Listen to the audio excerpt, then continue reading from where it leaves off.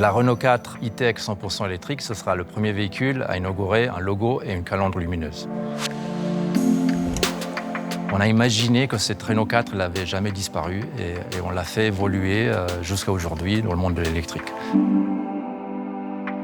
La 4L d'origine, elle avait un chrome qui entourait la calandre entière et les phares. Donc ce chrome, on l'a rendu lumineux. On a voulu que le liseré lumineux qui fait le tour soit ininterrompu pour ne pas avoir cette séparation entre phare et calandre. C'était une seule pièce, très moderne.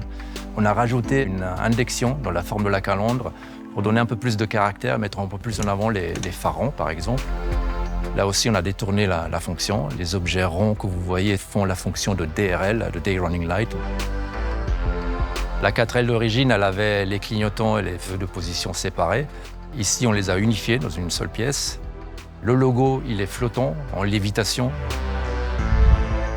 Les feux arrière interprètent le passé de la 4L aussi, avec 3 éléments, mais ils sont beaucoup plus techniques, 3-dimensionnels et mettent en valeur aussi la technologie à LED.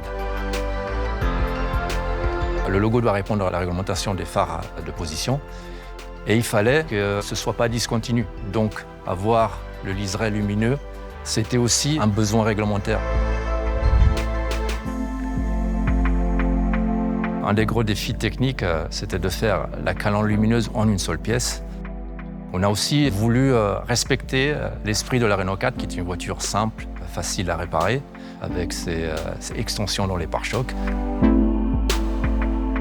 On a interprété ça pour protéger cette grande pièce éclairante.